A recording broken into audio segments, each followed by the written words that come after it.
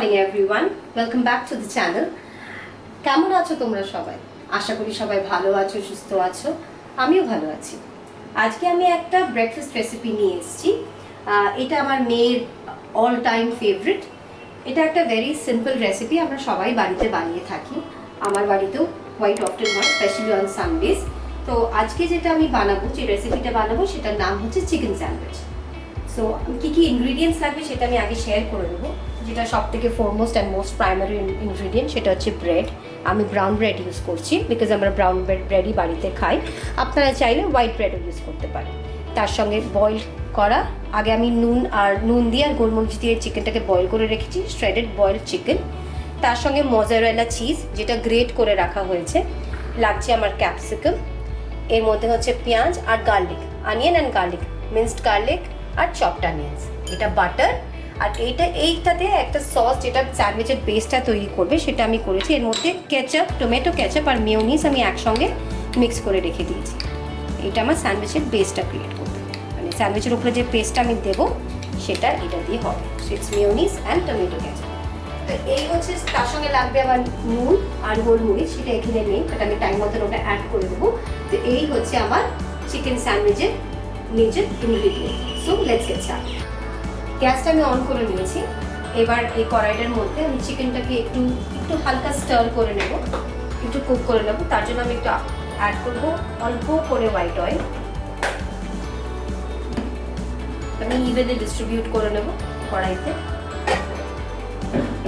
তেলটা গরম হয়ে গেলে তার মধ্যে আমি ফার্স্ট অ্যাড করব হচ্ছে আমার এই চপড গার্লিক।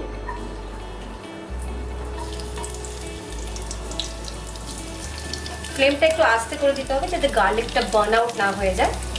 গার্লিকটার পরে আমি অ্যাড করবো এই চপড অনিয়ন। পেঁয়াজটা আমি হালকাভাবে সতে করে নেবো, এটাকে বেশি যেন ফ্রাইড না হয়ে যায় বা ব্রাউন না হয়ে যায়।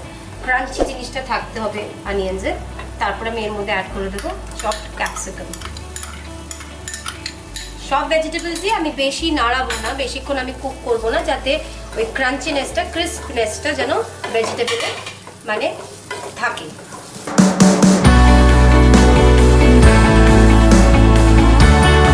আমি অল্প করে সল্ট অ্যাড করব। শুধু মাথায় রাখতে হবে যে আমরা শুরুতে কিন্তু শ্রেডেড চিকেনটা সল্ট দিয়ে বয়েল করেছিলাম, সেই আন্দাজ মতন আমরা নুনটা অ্যাড করব। এবার একটু গোলমরিচ অ্যাড করে দেবো। আচ্ছা, এবার এটা গোলমরিচের নুনটা দেওয়ার পর এটা হালকাভাবে আমি নাড়িয়ে নেব, বেশি ভাজবো না, যেটা আমি আগেও বলেছিলাম। এবার এর মধ্যে আমি চিকেনটা অ্যাড করবো, শ্রেডেড চিকেনটা। আমি এই স্যান্ডউইচটা যে দুজনের মতন বানাচ্ছি, ওই জন্য চিকেনটা আমি অল্পই নিয়েছি।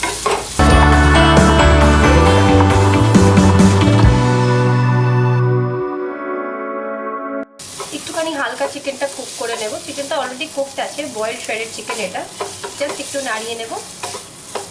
অনেকে এর মধ্যে গরম মশলা অ্যাড করে, বাট আমার মেয়ে গরম মশলাটা অ্যাড করার পর খুব একটা প্রেফার করে না, সেই জন্য আমি ওটা অ্যাড করছি না। আপনারা চাইলে এর মধ্যে গরম মশলাও অ্যাড করতে পারেন। আমি শুধু পেপার আর সল্ট দিয়ে এটাকে হালকাভাবে ক্যাপসিকাম, অনিয়ন্স আর গার্লিক দিয়ে নাড়িয়ে নিচ্ছি। Because this is the way আমার মেয়ে আমার প্রেফার করে, ভালোবাসে। She really enjoys this A lot, and this is one of her favorite breakfast. এবার হয়ে গেছে, গ্যাসটাকে আমি অফ করে দেবো, করে আমি এটাকে এই বোলে ট্রান্সফার করে দেবো।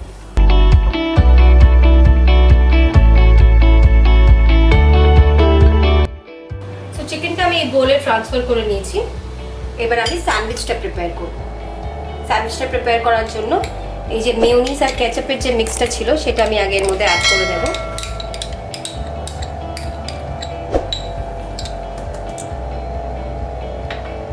তার সাথে এই মোজারেলা চিজটা, গ্রেটেড যে মোজারেলা চিজ আছে, এটাও আমি অ্যাড করে দেব।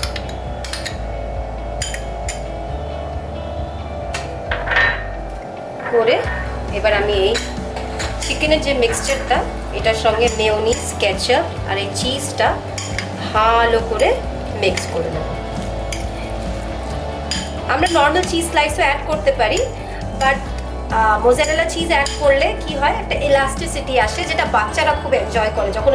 যখন স্যান্ডউইচটা ওরা বাইট করবে, তখন একটা ইলাস্টিক একটা ফিলিং আসে ওদের।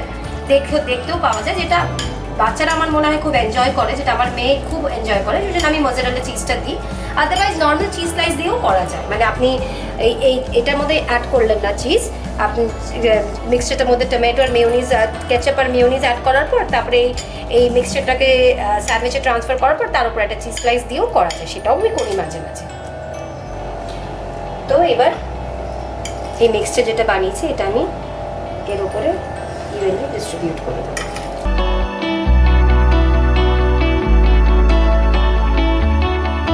সো আমি মিক্সচারটা স্যান্ডউইচের মধ্যে দিয়ে দিয়েছি। এবার আমি আরেকটা ব্রেড দিয়ে দেবো। যারা একটু ডায়েট কনসিয়াস তারা এই চিজ ব্যাপারটা ফোরগো করতে পারেন, কিন্তু যেটা আমার মেয়ে খাবে বলে, বাচ্চারা খাবে বলে, বাচ্চা খাবে বলে আমি এটা বানাচ্ছি। এর উপর আমি ব্রেডটা দিয়ে দেওয়া, বাটারটা ভালো করে এটাকে স্প্রেড আউট করে দেবো, কারণ আমি স্যান্ডউইচটাকে গ্রিল করব। আমি যেই সব জিনিসগুলো দিয়ে আমি স্যান্ডউইচটা বানাচ্ছি প্রত্যেকটা জিনিসই readily available in the market. চিজটা আপনারা চাইলে দিতে পারেন, নাও দিতে পারেন, যেরকম আমি বললাম। গ্রিল প্যান আমার কাছে আছে, আমি গ্রিল প্যান ইউজ করছি। আপনার কাছে যদি গ্রিল প্যান না থাকে আপনি নর্মাল তাওয়াতেও করে দিতে পারেন। একটা সাইড আমি গ্রিল করতে দিই, আরেকটা সাইডে আমি বাটারটাকে ভালো করে স্প্রেড আউট করে নেব, যাতে দুটো সাইডে ভালো করে ব্রাউন প্রপারলি গ্রিল হয়ে যায়। একবার একটু উল্টে দেখে নেব জিনিসটা কেমনভাবে গ্রিল হয়েছে।